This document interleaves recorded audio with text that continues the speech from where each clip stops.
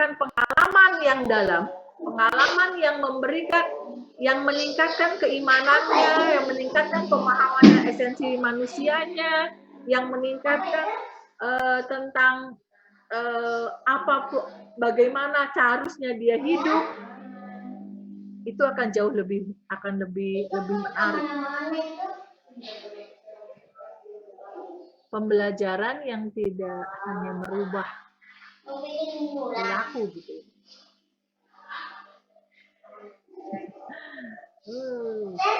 Yang tidak hanya merubah perilaku masuk dalam anubarinya. Oke, terima kasih Bapak Ibu. Saya hapus dulu ya.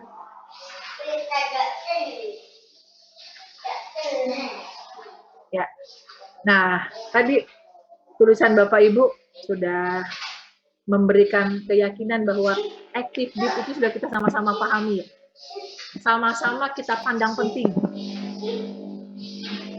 Didapat ketika interaksi tidak hanya fisik tapi melibatkan emosi dan perasaan siswa. Sepakat banget. Pas banget. Ketika interaksi tidak hanya fisik tapi melibatkan emosi, maka deep kita dapatkan. Kemudian learner. Kita bicara learner, bukan learning. Learning prosesnya. Tapi learner adalah pembelajarnya, siswanya. Deep adalah refleksi dari pengalaman belajar. Poin-poin ini harus kita ingat nih Bapak Ibu. Bagaimana sih kita bisa menghasilkan deep? Tadi yang Bapak Ibu tuliskan keren-keren semua. Melibatkan emosi, refleksi, bisa merubah pengetahuan, bagaimana bisa masuk ke dalam hati gitu. Dan konsentrasi kita di learner, di siswanya, bukan di proses belajarnya, bukan di pengalamannya yang perencanaannya yang keren gitu ya, bukan di fasilitas saja. Tetapi bagaimana learner ini bisa punya pengalaman sebagai seorang pembelajar. Learner sebagai seorang individu, learner sebagai seorang pribadi, seorang pribadi, dia bisa mendapatkan banyak hal sesuai dengan kebutuhannya, sesuai dengan pemahamannya, sesuai dengan kemampuan. Jadi guru Indonesia itu dituntut untuk menjadi guru yang bisa cepat memahami dan banyak memahami orang. Ngajarnya di atas 25, di atas 30. Dan semuanya adalah learner. Semua siswa di kelas kita adalah learner. Oke, subhanallah. Terima kasih Bapak Ibu tulisannya. Terima kasih banyak. Oh, saya lupa, saya nggak pakai musik. Oke. Nah, sekarang active deep learner experience. Jadi aktif dalam memberikan kesempatan pelajar untuk punya pengalaman sebagai seorang pembelajar. Deep membantu untuk memperdalam pemahaman, menjaga pembelajaran melekat pada siswa, dan membuat siswa mempraktekkan apa yang dia pelajari. Active deep, kita tidak memisahkan active plus deep. Tetapi ia adalah satu kesatuan, active deep. Kalau dipisahkan, active dulu. Setelah active, kalau sempat deep. Atau deep aja deh. Nanti kalau waktunya banyak, active. Bukan begitu. Active deep adalah satu kesatuan. Ketika kita merancang pembelajaran, rancanglah pembelajaran yang active. Sehingga siswa kita sebagai learner akan punya pengalaman yang banyak. Dan RX ini, active deep ini tidak bisa terjadi, tidak bisa kita dapatkan tanpa perencanaan. Hanya bisa dicapai dengan desain. Tanpa perencanaan, jangan harap active deep akan selalu tercapai. Mungkin kadang-kadang ya bisa, tapi tidak selalu bisa kita capai kalau tanpa perencanaan.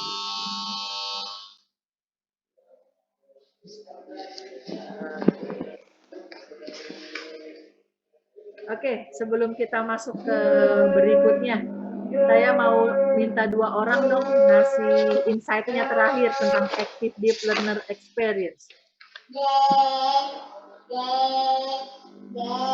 Silakan, ada? Bu Eni. Bu Eni. Ya, silakan Bu Eni.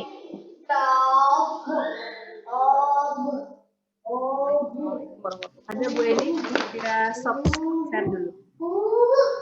Orangnya terdengar? Terdengar, Ustazah. Silakan Bu. Active Deep Learner Experience dengan Maya ketika itu. Jadi setiap peserta dari kita oleh aktif dalam pembelajaran diberikan kesempatan luas-luasnya untuk memberikan insight untuk memberikan opini mereka, semuanya sangat penting. Jadi ketika setiap kita beropini itu ada apresiasi ya. Boleh. Peserta itu boleh. Tidak kapok ketika beropini ternyata opininya salah. Nah ketika itu kemudian diberikan penguatan oleh guru sehingga peserta tadi itu memperoleh pengalaman bermakna dan dia masih akan mengingat apa saja yang diberikan oleh guru, meskipun sebenarnya dari bulan Maret yang lalu saya berkali-kali buka lagi, tetapi masih teringat apa saja yang disampaikan, apa saja yang diberikan gitu ya. Itu karena mendalam materinya dapat gitu ya. Kita benar-benar berdebat sehingga ada konsep berpikir yang Keren. Ya, terima kasih. Jadi bagaimana murid-murid kita bisa selalu ingat esensi. Mungkin dia lupa fakta ya. Mungkin dia udah nggak ingat lah tentang teori-teori, tapi esensinya bisa kan. Nah, yang penting kan itu. Oke, satu orang lagi. Siapa satu orang lagi? Boleh. Pak Abdul Wahab, silakan.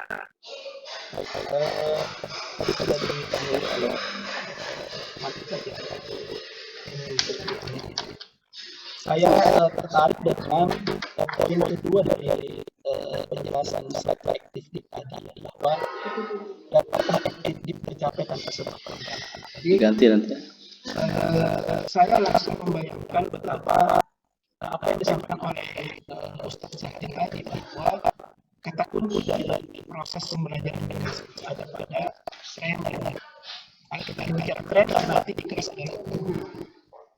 Jadi itu guru kita tidak seperti kita ya. Kita ini di training, kemudian menjadi seorang trainer aktif. Kemudian nanti menerapkan kegiatan training ini dengan selesai kegiatan pas training juga. Tapi saya coba membayangkan betapa nanti guru kita bukan hanya training sekian bulan, tapi mereka akan berusaha menjadi seorang trainer guru sepanjang hidup mereka. Jadi memang menjadi semakin tidak ringan ya, kalau saya sepakat dengan istilah tidak ringan dengan berat ya. Kalau kita tidak berat, tapi kalau tidak ringan itu mereka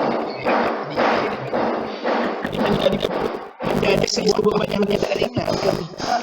Guru memang harus menyiapkan setiap hari karena dia menjadi seorang trainer setiap hari.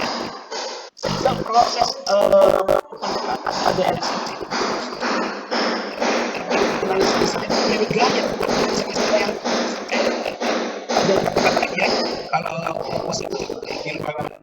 kalau positif bisa melihat statistik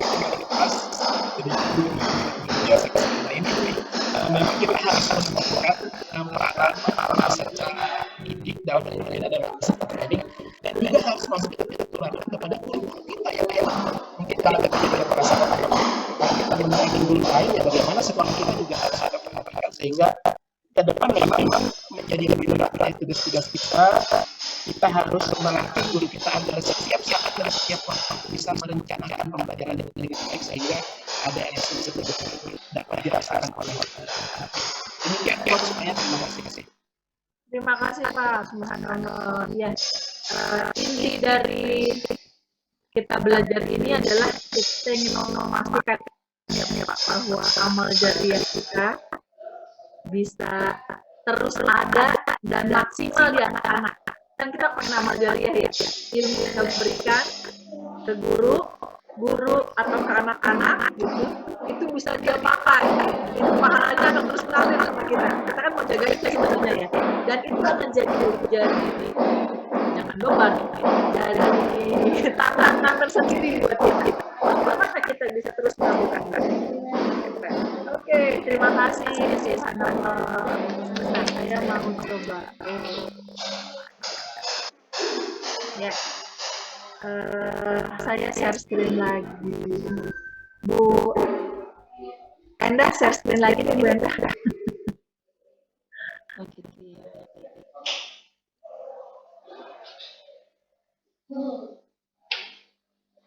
Ica kemana?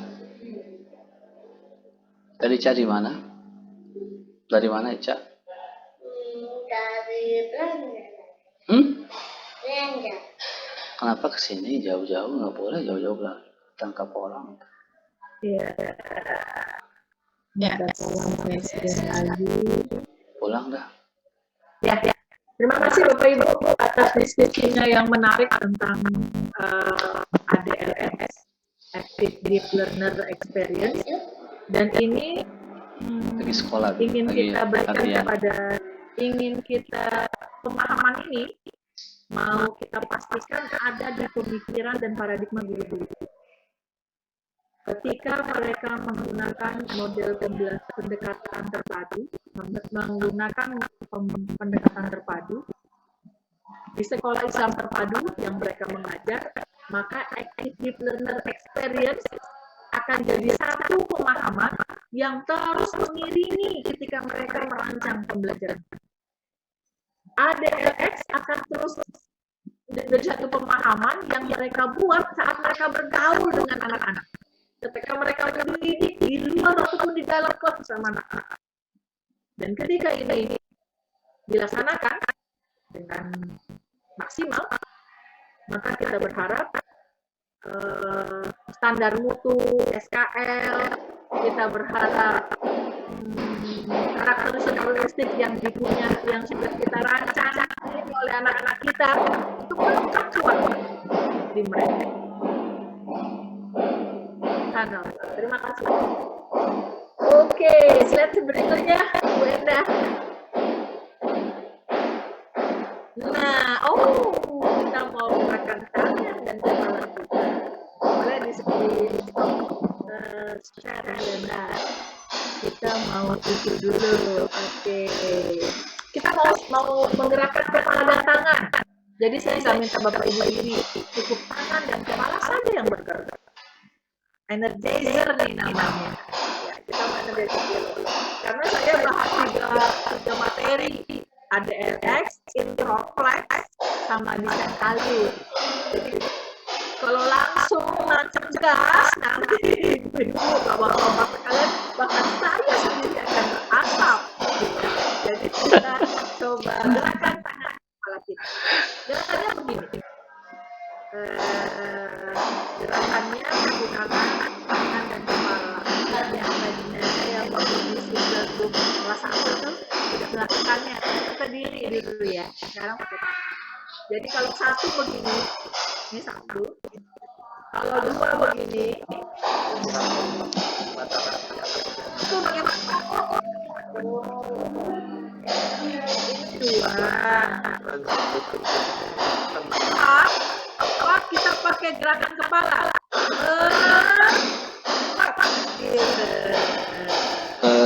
Bisa tanpa. Oke. Empat. Ya. Pas. 8 juga kepala juga.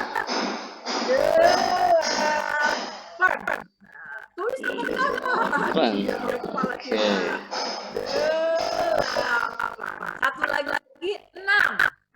Angka 6. Nah, Pakai kepala juga. Jangan kebalik 6-nya ya. 6-nya benar ke kanan. Siapin balsam ya habis ini. Kalau tambah begini, kalau sama dengan begini. Ya, siap ya? Kita nyanyi ya. oke. Ya. Nyanyi 1 ditambah 1. Oke. 1 Unmute ya. 3. 1 ditambah 1.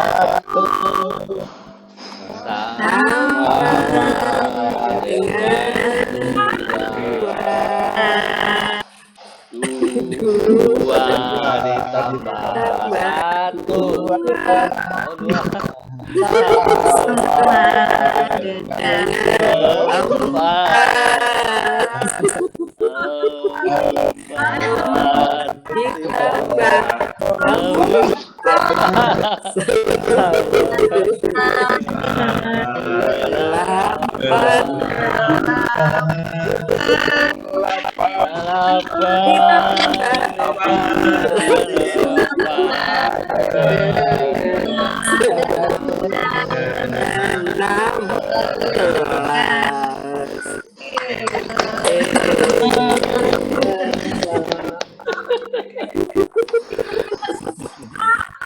Perutnya ada yang lihatnya tuh, gurunya lagi pada begitu.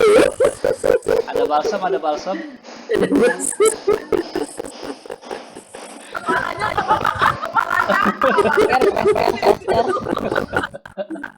Oke, dan saluran hubungannya Pegang, pegang.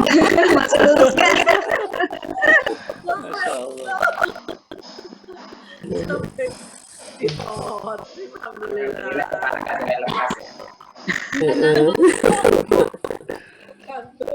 Ya, Fon ya. Oke. Apa lagi? Hot selalu, paham X terus. Oke. Bentar ya Bapak Ibu. Saya mau coba. Oh, sama. Ya? Oh, iya. Nah, saya mau ambil ini saya dulu. September 1.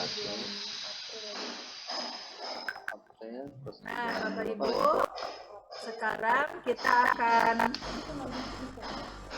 ganti ya bulannya. Buka alhamdulillah.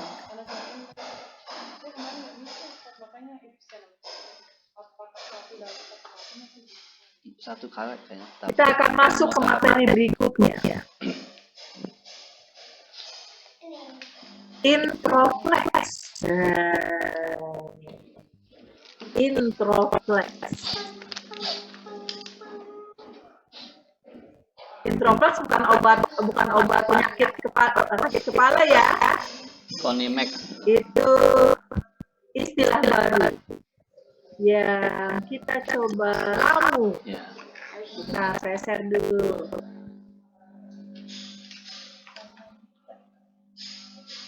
Ya.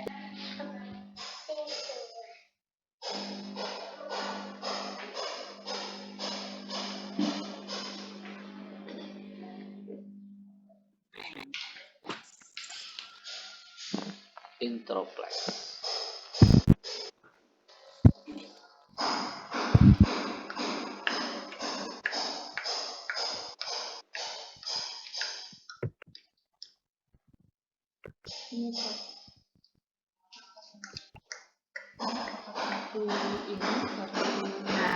Oke. Introflex. Ya. Bapak Ibu, kemarin kita coba rancang Real yang kita dapat. untuk bisa mencapai ADLX. Rap. Ketika guru dikatakan kita harus belajar, kita harus memastikan bahwa proses belajar kita mencapai learner experience. Nah, kami coba rancang 4 faktor kunci. Ya, lapor aja deh. 4 faktor kunci untuk mencapai ADLS. Apa itu introvlex? Yang pertama, individualisasi. Kemudian interaksi. Setelah itu observasi dan refleksi. Gerakannya juga udah ada. 4 faktor kunci ini yang kita harapkan ketika guru melaksanakan ini dalam pengajarannya, ketika guru mengaplikasikan, ketika ini sudah terinternalisasi dalam pemikiran guru, dalam geraknya guru, ketika dia mengajar, maka ADLS akan lebih mudah tercapai. Di pelajaran apapun juga, dengan metode apapun juga, insya Allah 4 faktor kunci ini, individualisasi, interaksi, observasi, dan refleksi, membantu guru untuk mencapai ADLS. Dan 4 faktor kunci ini Bapak Ibu juga ada 8 komponennya. Jadi 4 faktor kunci dan 8 komponen. Kita bahas satu ya Bapak Ibu. Individualisasi. Seorang pendidik harus menyadari bahwa setiap peserta didik, setiap murid yang ada di hadapannya, setiap murid yang dia ajarkan memiliki keunikan. Dari latar belakang yang berbeda, punya potensi yang berbeda, punya pengalaman hidup yang berbeda, punya pola asuh yang berbeda, sel otak yang tertinggal juga berbeda jumlahnya setelah 100 miliar awal diberikan oleh Allah. Anak makin tinggi kelasnya bersama kita, kelas 4, 5, kelas 1, makin unik dia. Dan seorang guru harus menunjukkan kepeduliannya dalam keunikan itu. Dan memastikan mengenal setiap keunikannya dan mengakomodir keunikan tersebut. Itu yang kita maksud dengan individualisasi.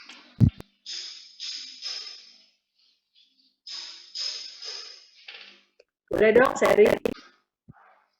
Bagaimana individualisasi dalam pembelajaran?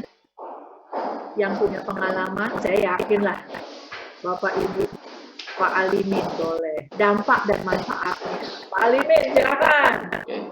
Kebetulan ada muncul di layar saya, jadi Pak Alimin. Silakan Pak Alimin. Ya, Assalamualaikum warahmatullahi wabarakatuh. Waalaikumsalam warahmatullahi wabarakatuh. Ya, alhamdulillah ini kali ketiga saya mendengar kata introvlex. Ya, Bu Maya, Coach Maya. Artinya ini pengalaman. Ya, alhamdulillah. Ya. Pengalaman pertama juga mendapat penjelasan ya secara utuh insya Allah beberapa waktu ke depannya insya Allah. Nah, terkait dengan hal ini kita individualisasi ya. Seorang pendidik menyadari bahwa setiap peserta didik itu punya keunikan, punya hal yang lebih di antara yang lainnya. Meskipun ada yang kita membaginya, ada yang tinggi, ada yang sedang, ada yang pertengahan gitu. Bunda ya. Nah, pengalaman saya dalam individualisasi dalam kelas yaitu dengan kita meminta mereka untuk berkenalan, menyebutkan nama, apa cita-citanya, dari mana asalnya, apa yang dia sukai. Termasuk dengan juga kita bisa mengobservasi pada saat kita pembelajaran di kelas, Bunda. Apa yang sering dilakukan saat di kelas, ada yang suka ngetuk-ngetuk meja, ada yang suka gambar ya, ada yang suka perhatikan temannya, ada yang cari perhatian dan sebagainya. Ternyata dengan kita mengobservasinya masih butuh instrumen yang lain sehingga kita bisa mendapatkan keunikan-keunikan mereka. Nah, tentu kita bekerja sama dengan kami menyebutnya di sekolah menyebutnya 4 serangkai. 4 serangkai itu adalah wali kelas, kemudian ada guru BK, ada wali Quran, kemudian yang keempat adalah mentor BPI mereka, sehingga bisa mengakomodir keunikan-keunikan yang mereka punyai anak-anak kita. Karena saya basisnya asrama pondok, sehingga alhamdulillah dengan 4 serangkai itu bisa kita petakan apa menjadi keunikan semua peserta didik yang ada. Baik mereka arah prestasinya seperti apa, cita-citanya seperti apa. Nah, dengan itu semuanya akhirnya kita menempatkan anak-anak pada ekskul yang cocok buat mereka, kegiatan-kegiatan yang cocok. Saya ambil contoh Ustazah, ada anak yang suka sekali gambar anime di kelas. Akhirnya kami buatkanlah kelas untuk mencetak komik mereka, dan dengan itu Masya Allah beliau semangat sekali belajar karena diberikan ruang untuk bisa mengekspresikan keunikan-keunikan yang dia punyai.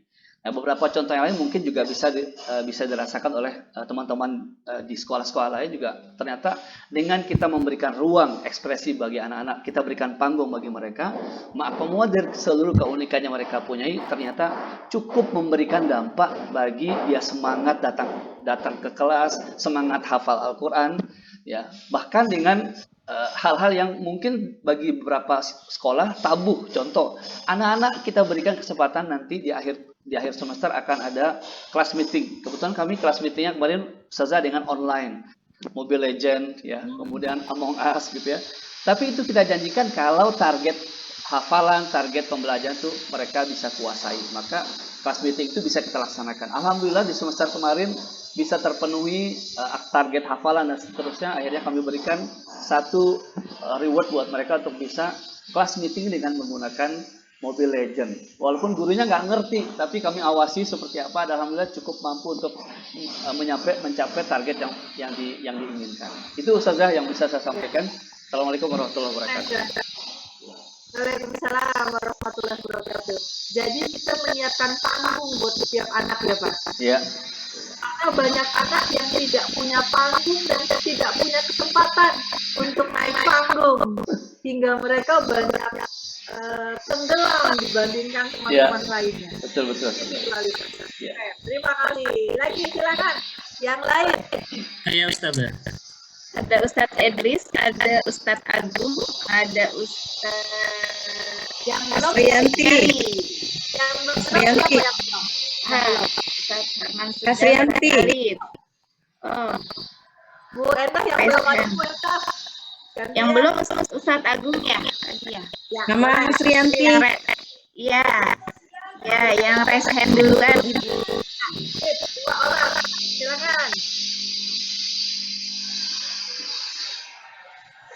Ustadz siapa tadi? Ustadz Agung, setelah itu Ibu Hasrianti. Silakan Ustadz Agung. Terima kasih atas waktu dan kesempatannya.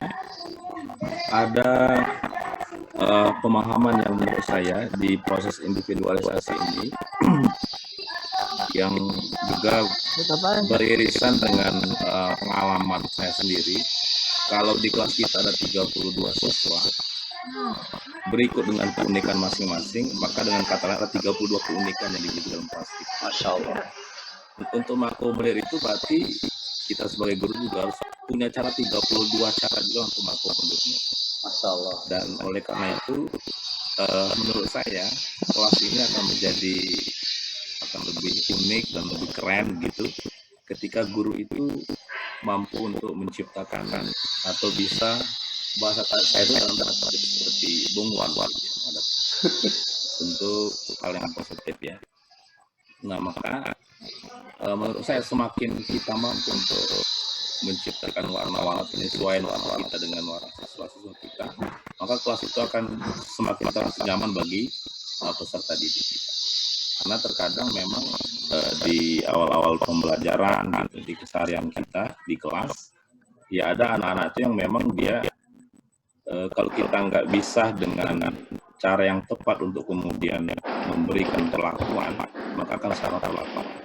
Contoh, ada anak yang biasa sangat ceria, sangat tampil aktif dalam kelas, tiba-tiba di hari itu kemudian wadahnya murung dengan berbagai macam pertanyaan seperti yang di wadah.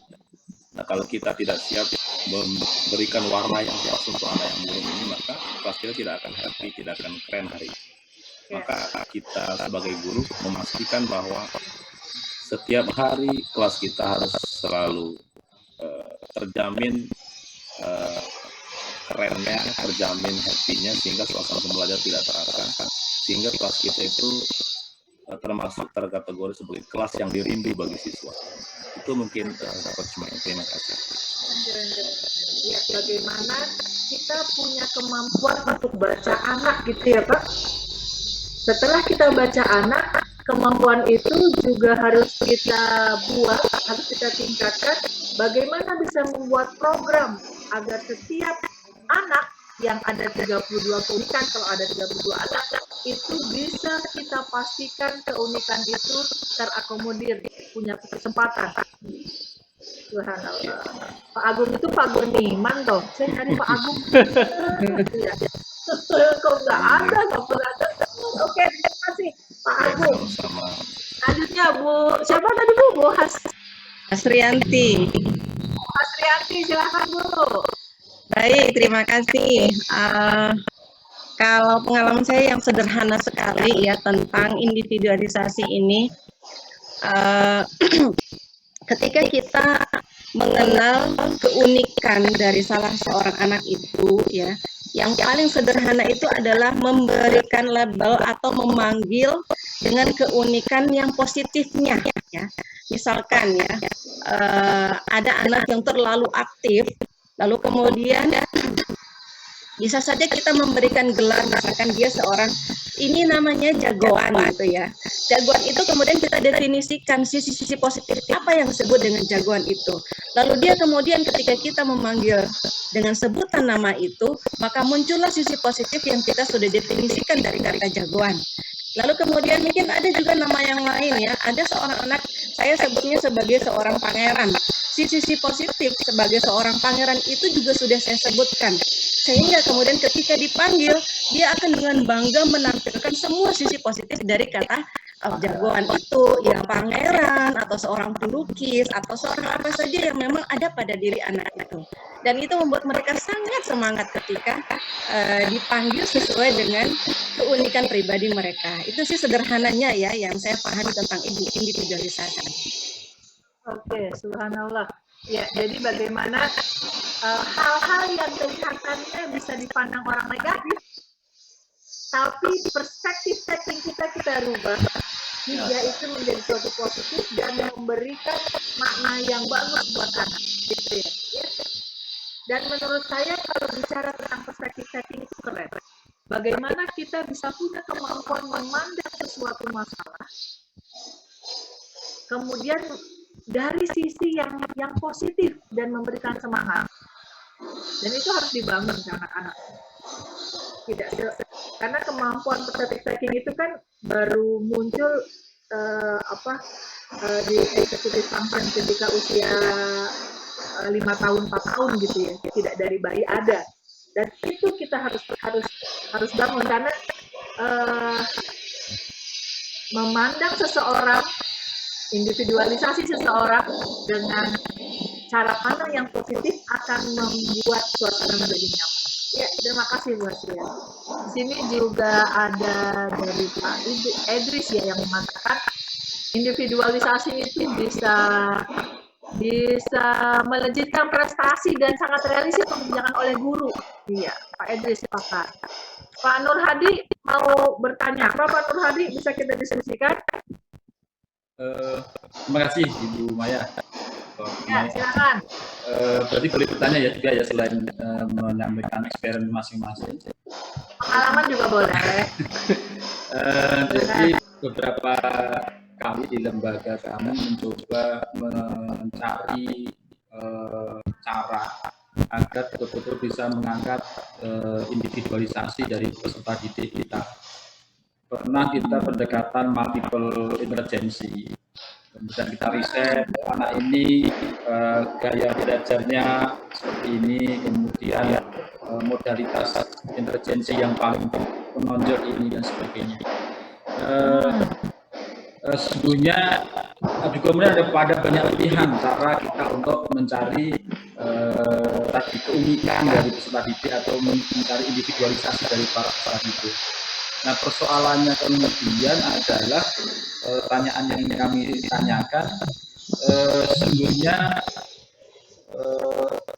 bagaimana kita memilih cara untuk mendapatkan profiling individualisasi dari peserta didik itu, apakah dengan riset, apakah dengan fingerprint, misalnya Steven atau apa itu, atau kita membuat sebuah survei sendiri gitu ya, sederhana gitu. Kira-kira pengalaman teman-teman itu apa yang mungkin bisa membantu, karena ya masing-masing tentu punya kelebihan dan kekurangan, tapi barangkali ada experience dari teman-teman.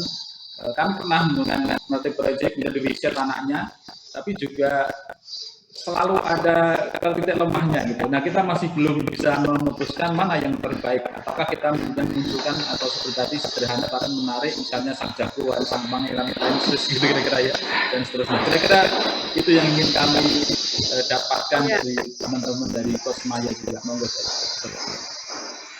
Wah, itu akan panjang kali lebar itu ya waktunya itu. Bisa bicara itu kayak gitu. Ya, karena memang banyak banget. Ya, metode banyak sekali, dan menurut saya Allah udah kasih potensi.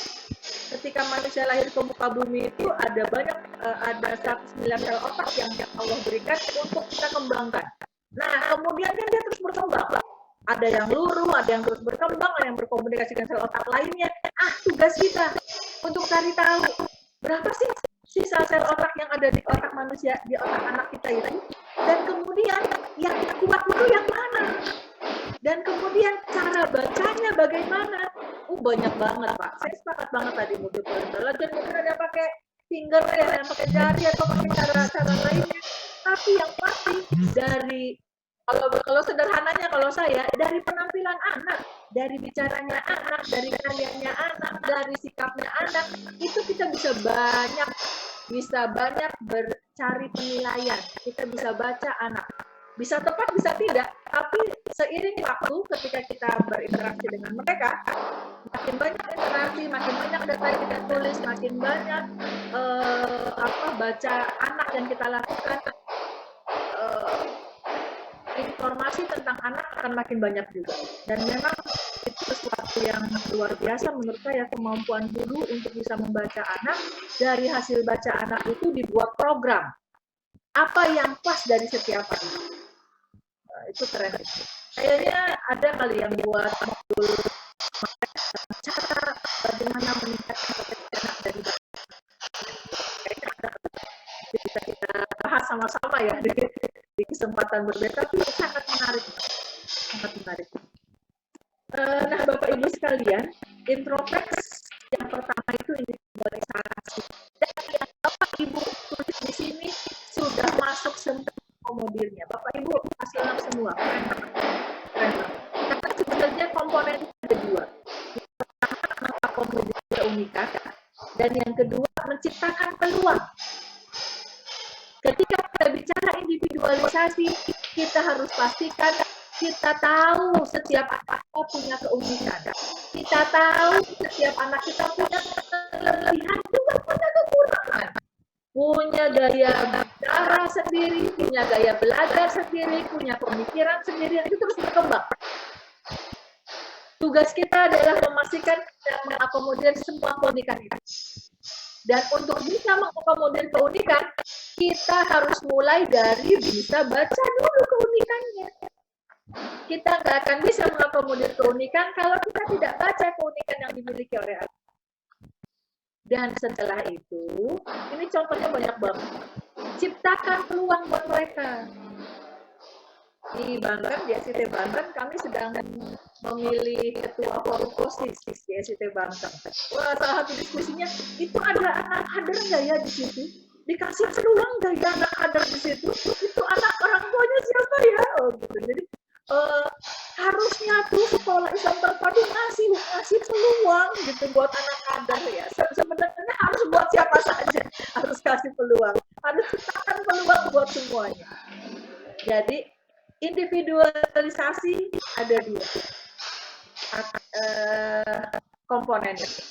Yang pertama, mengakomodir keunikan, dan yang kedua, menciptakan peluang buat setiap individu.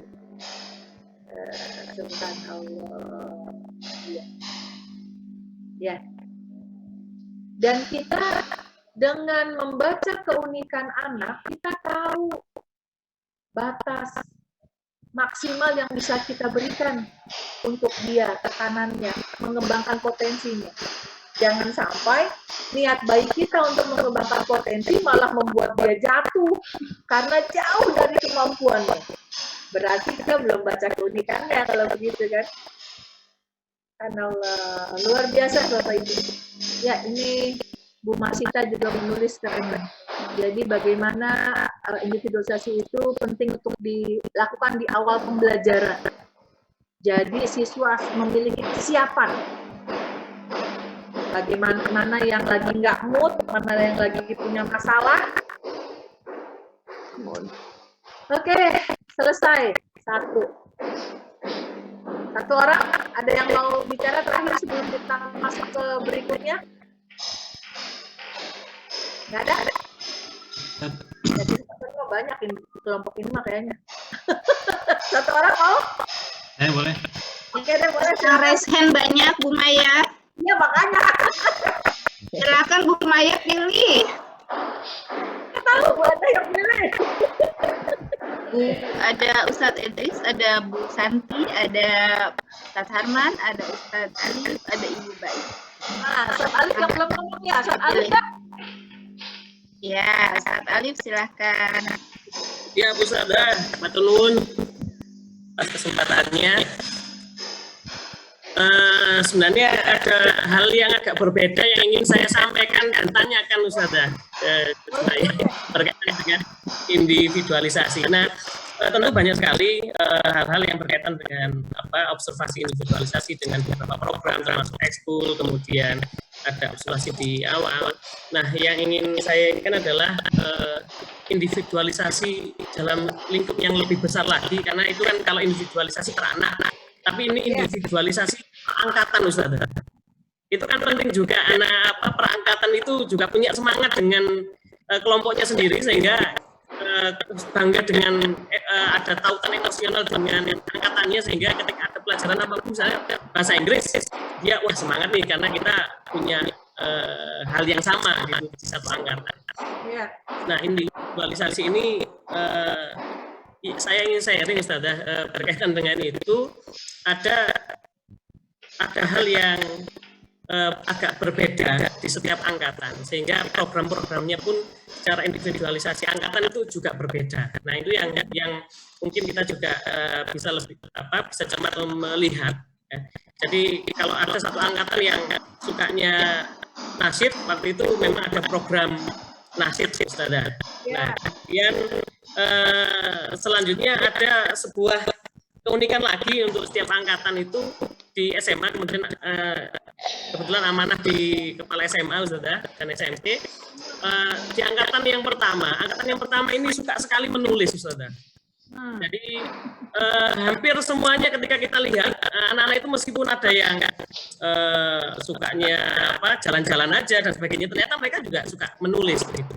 Sehingga di angkatan pertama ini beda dengan angkatan yang kedua. Di angkatan pertama ini mereka di tahun kedua sudah menghasilkan 2 buku antologi, salah satunya adalah buku ini nggak kelihatan ya, Ayah Aku Mencintaimu, sekalian bercerita.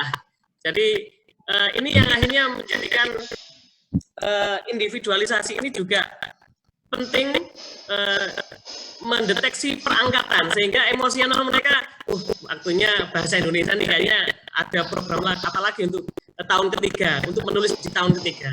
Mungkin seperti itu, Saudara. Matur nuwun. Jadi bagaimana kita memandang individualisasi tapi kelompok gitu ya. Betul. Individualisasi sebagai murid, sebagai pribadi, tapi individualisasi juga sebagai sebuah kelompok, baik itu alumni ataupun kelas. Karena mungkin kelas pun punya keunikan gitu ya. Kelas yang satu dan kelas yang lain punya keunikan. Oh iya. Boleh nanti kita masukkan sebagai bagian dari mengakomodir keunikan, gitu ya. Jadi nggak hanya individual pribadi murid, tapi juga kelompok yang ada di sekolah itu. Oke, keren. Subhanallah. Terima kasih Pak Alif, terima kasih. Terima kasih. Oke, saya harus masuk ke berikutnya. Lupa terus. Oke. Nah, berikutnya interaksi. Interaksi ini adalah pengalaman belajar yang diperoleh melalui interaksi positif yang dibangun antara peserta didik dengan pendidik, antar peserta didik, dan antara peserta didik dengan materi. Kita tidak hanya konsentrasi interaksi dengan murid ke guru, tetapi bagaimana murid ke murid atau murid ke materi. Bagaimana kita bisa membangun sebuah interaksi positif di kelas kita. Anak kita nyaman di kelasnya. Dia bisa menerima perbedaan yang ada di kelasnya. Ada anak yang beda banget sikapnya, karakternya dengan anak yang lain. Nggak apa-apa. Itu bagian dari perbedaan. Ada anak yang ini, akhirnya nggak cocok banget. Tapi bagian dari penerimaan. Kalau kita bisa bangun seperti itu, wah luar biasa banget. Kelas kita harus jadi miniatur kehidupan nanti saat mereka dewasa.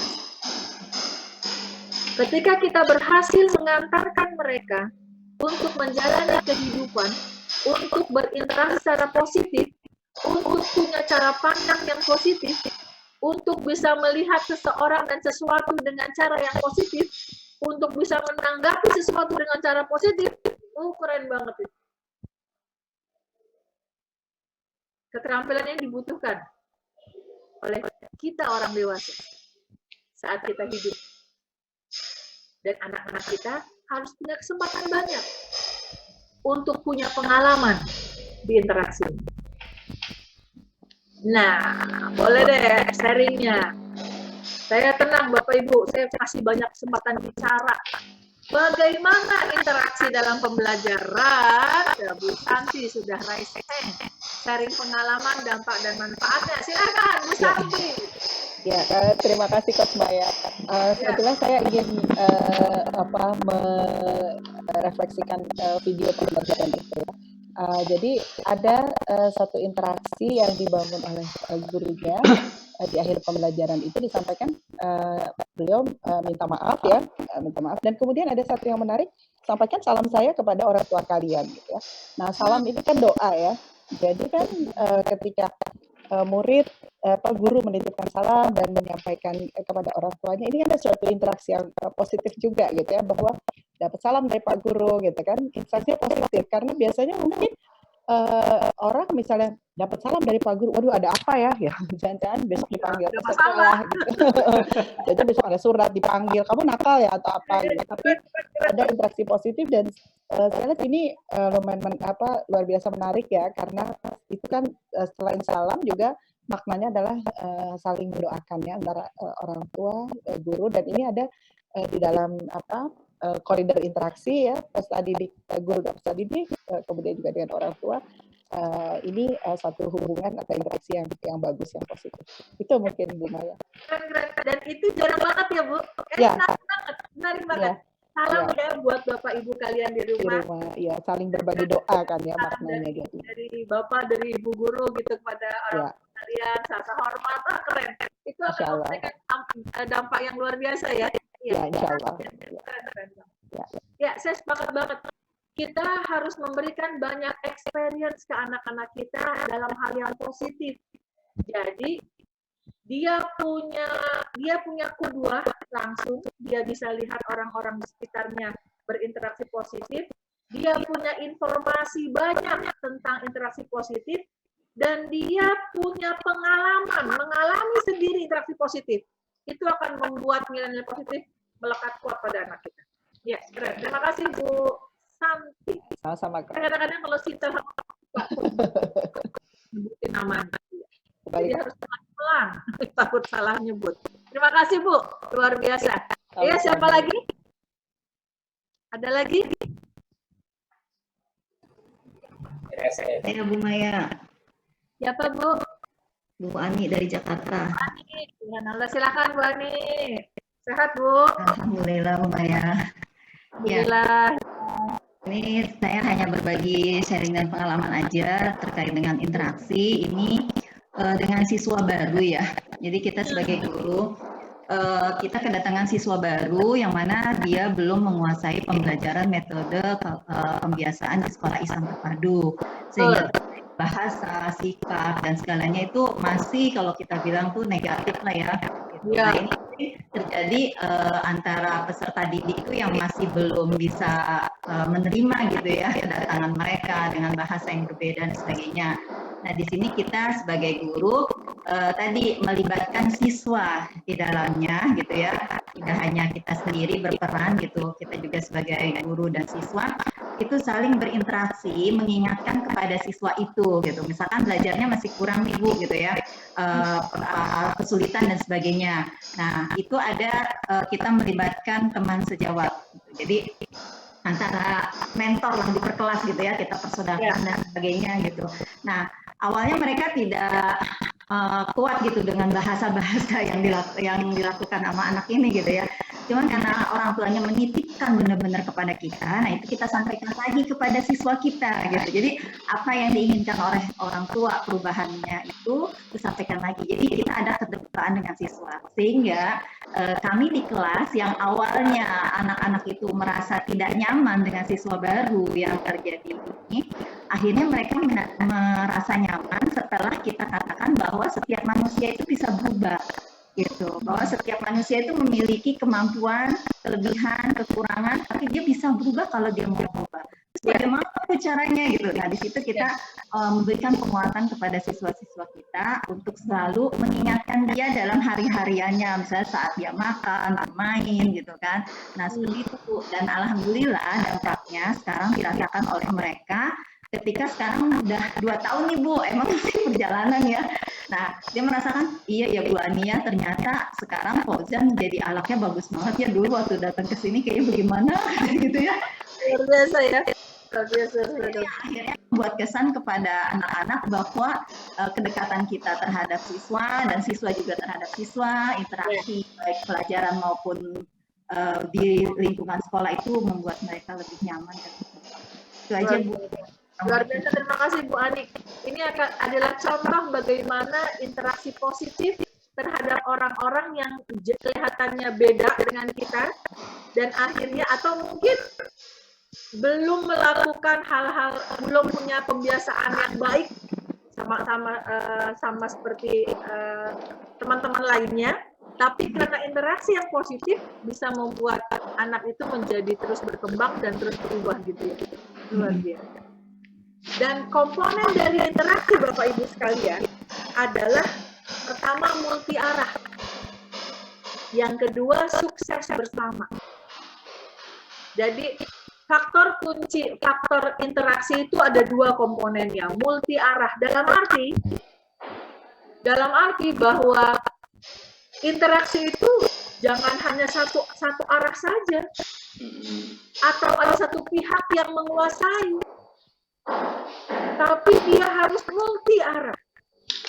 Semua harus merasakan berinteraksi dengan positif.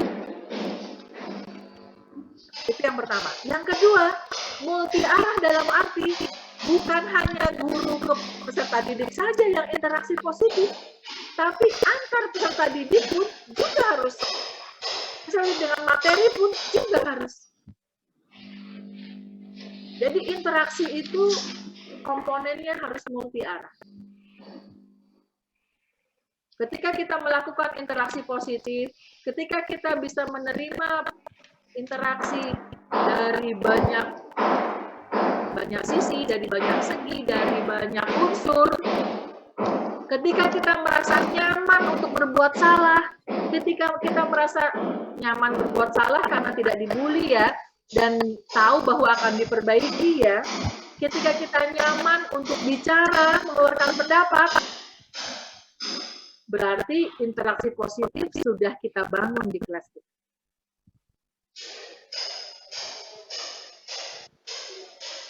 Oke, satu orang lagi, biar ada 3. Silakan. Ada yang mau bicara satu orang lagi? Saya Bu. Telepon, siapa tuh Pak? Pak Burhan? Burhan, Ustaz Burhani. Ya, baik. Ini juga sharing saja. Dulu saya pernah mengalami memasuki kelas yang sebenarnya bukan bidang saya. Memasuki kelas pas jamnya tahfidz dan akhirnya kan guru tidak ada di situ. Nah, sehingga karena saya menggantikan, saya melihat dulu kondisi kelas itu seperti apa, juga pernah mendapat memori-memori tentang kelas itu. Ternyata kelas itu sangat aktif sekali, ya, aktif dalam arti fisik ya. Nah, akhirnya saya siasati untuk bagaimana kita berpikir positif, ya dia aktif fisik itu baik gitu ya. Dia tambah sehat nanti gitu ya. Akhirnya saya talaki beberapa ayat, 5 ayat waktu itu yang pendek-pendek saya masih ingat. 5 ayat saya talaki gitu. Kemudian saya bagi kelompok. Saya bagi kelompok, kelompoknya ada kalau nggak salah ada 1, 2, 3, 4, 5, ada 5. Ada 5 itu saya buat rasio nanti dibagi di pojok. Pojok kan sudah ada 4. Kemudian yang 1 di tengah. Nah, kemudian saya duduk di tengah-tengah antar pojok, jadi tengah-tengah antar pojok di pinggir, saya duduk di pinggir. Saya bilang kepada anak-anak itu setelah saya talaki, tolong masing-masing membaca 5 kali di setiap pojok. Masing-masing baca 5 kali di setiap pojok. Duluan. Ya, akhirnya mereka kan kelas ramai jadinya. Tapi kan targetnya dia membaca 5 kali di tiap pojok. Sehingga kalau kali 5 tepat itu kan sudah 25 kali. Nah, siapa yang sudah membaca di setiap tempat itu lalu menghadap saya. Kemudian langsung mereka melafalkan 5 ayat itu. Ternyata berhasil semua. Nah, ini juga seiring dengan bagaimana kita harus melihat komunikasi itu, kemudian ya mengenal dan positif gitu ya kepada mereka, kita melihat hubungan multi arah juga dan sukses bersama. Saya kira ini sebuah pengalaman yang saya alami sendiri. Demikian Mas Maya. Dan bagaimana cara kita bisa membaca kelas itu? Individualisasi di kelas, kita baca kelas, dan ternyata kelas itu butuh aktivitas yang membuat yang banyak fisiknya gitu ya, tapi tetap fisik gitu. Keren. Dan di akhirnya interaksi yang kita buat yang Bapak rancang di anak-anak itu membuat semuanya jadi sukses bersama. Karena interaksi kalau interaksi yang kita lakukan ada 1 atau 2 orang yang tidak sukses, berarti interaksinya belum multi arah dan belum maksimal. Kita harus pastikan interaksi yang kita bangun itu membuat kelas kita, membuat individu murid-murid kita, membuat learner yang ada di kelas kita itu bisa sukses. Kalau tidak bisa dirasakan sukses secara individu, dibuat kelompok. Karena kelompok minimal ketika semua kelompok berhasil, semuanya akan ke bawah. Semuanya akan ke bawah. Oke, subhanallah, keren. Saya pindah langsung lagi ya, maaf ya. Kita mau bahas faktor yang berikutnya. Nanti di sini silakan yang bicara. Berikutnya adalah observasi. Nah, apakah observasi itu? Observasi adalah usaha yang dilakukan oleh pendidik selama proses pembelajaran untuk memastikan status pemahaman terdidik dan melakukan upaya agar setiap peserta didik mencapai tujuan yang ditetapkan. Observasi dilakukan untuk memastikan bahwa pembelajaran di kelas kita dipahami oleh anak. Bahwa setiap anak di kelas kita meningkat ASK-nya sesuai level kemampuan. Kita juga harus memastikan bahwa indikator pencapaian yang kita buat untuk kelas itu atau untuk individu anak bisa juga tercapai di tiap anak. Dan ini sesuatu yang penting. Tanpa melakukan observasi di kelas, kalau guru abai terhadap pencapaian ini, terhadap observasi, maka bisa jadi ada anak yang tidak belajar di saat itu dan guru sama sekali tidak menyadari. Ketika mengajar di kelas, guru melakukan observasi, kemudian dilihat ada anak yang tidak tercapai tujuannya, tidak belajar saat itu, guru bisa segera melakukan stop. Waalaikumsalam. Kalaupun karena permasalahan yang ada, minimal guru bisa ikut bantu mendengarkan permasalahan yang ada. Oke. Observasi. Bagian seperti assessment, seperti baca anak, seperti penilaian, tapi tujuan akhirnya adalah bagaimana agar setiap anak didik bisa mencapai tujuan yang dicapai. Tidak sekedar nilai saja. Ada yang mau sharing? 2 orang, silakan.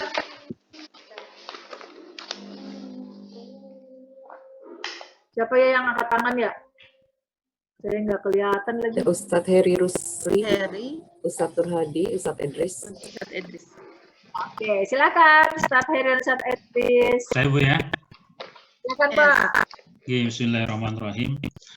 Ini menarik saat kita mengobservasi itu selama proses pembelajaran, karena seringkali pola-pola lama itu kita melakukan penilaian itu hanya di akhir proses pembelajaran. Betul banget.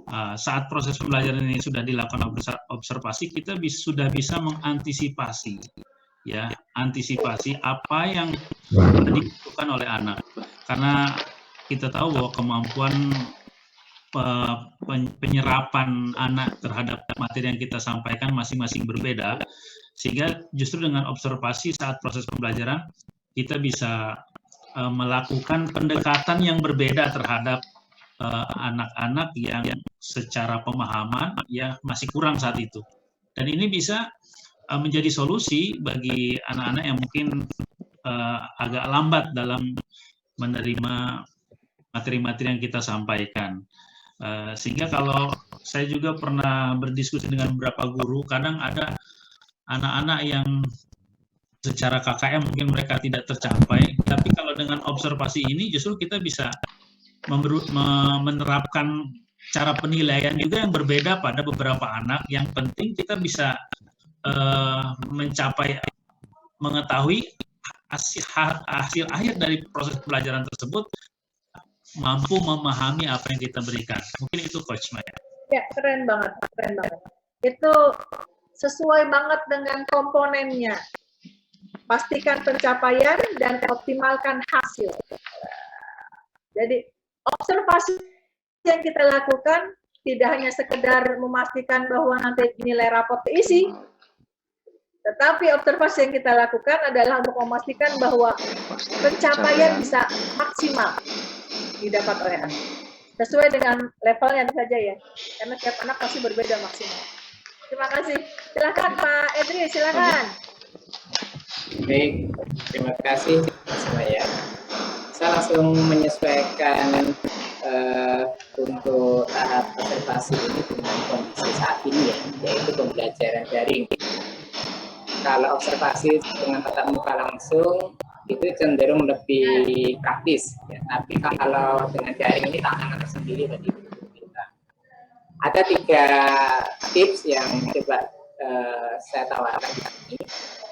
Tips yang pertama, ya, untuk mengoptimalkan observasi itu adalah, ini kaitannya sama interaksi sama individualisasi tadi, yaitu terkait dengan cara atau teknik ketika guru itu menjelaskan materi pelajaran, itu harapannya jangan terlalu lama. Berikan kesempatan anak-anak untuk lebih banyak diskusi. Dari diskusi itulah kita bisa melakukan observasi tingkat pemahaman anak. Dan diskusinya usahakan merata. Ya, merata, tidak dikuasai oleh individu tertentu saja. Itu pertama.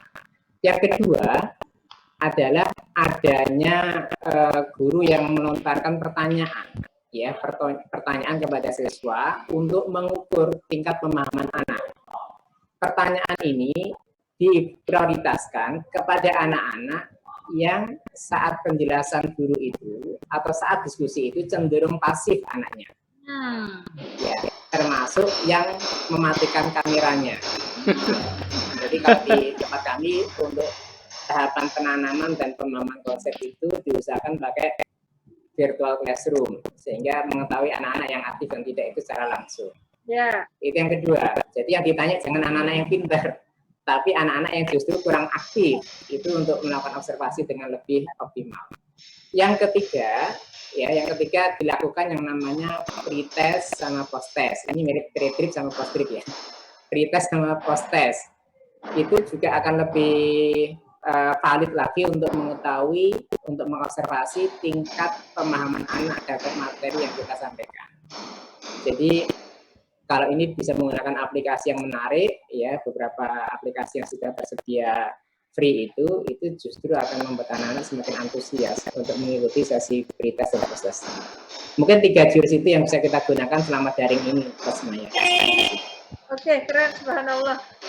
Tantangan kita adalah bagaimana kita bisa terus move on, ya. Kondisi apapun juga, pembelajaran harus dilakukan, individualisasi, interaksi, dan observasi harus kita lakukan walaupun kita belum tatap muka. Dan tips dari Bapak luar biasa. Itu akan jadi menarik bagaimana kita bisa mengobservasi anak tanpa tatap muka. Tadi caranya ada beberapa tips, ya, memastikan ada banyak kesempatan diberikan kepada mereka, kita bisa dengerin mereka bicara, kemudian kita ada diskusi kelompok segala macam, ya.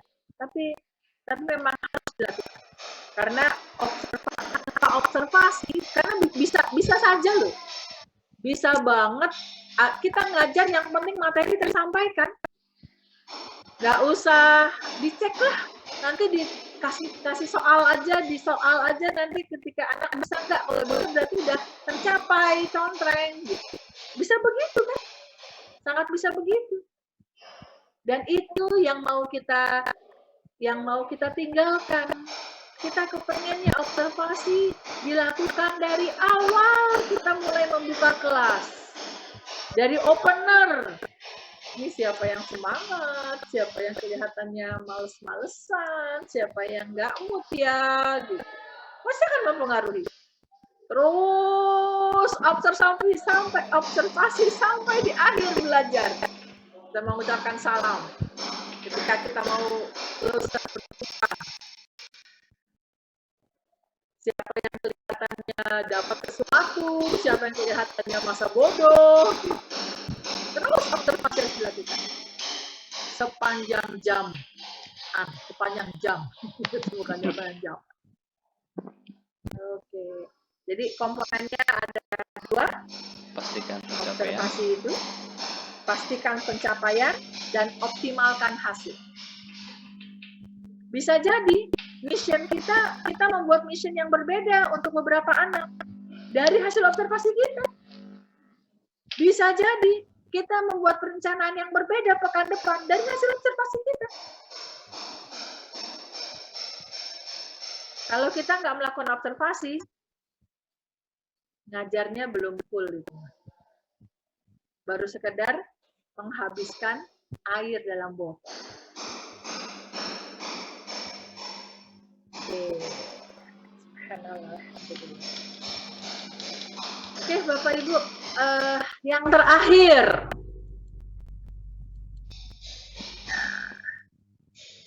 Yang terakhir adalah refleksi. Refleksi mengajak siswa mengambil hikmah dari pembelajaran di kelasnya dengan memberikan kesan yang mendalam dalam jiwa peserta didik, melibatkan mental dan emosi, pemikiran dan perasaan, hingga menghasilkan perubahan pada peserta didik.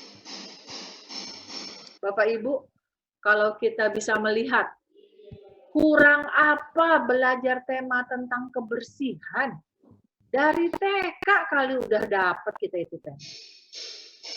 Sampai SMA, kuliah ada nggak sih tentang kebersihan? Ada kali, tapi sampai SMA kita dapat tema itu terus. Tapi orang buang sampah masih banyak yang sembarangan. Makannya di mobil, buangnya di jalan tol, plastik yang buang. Kemarin saya ke pantai,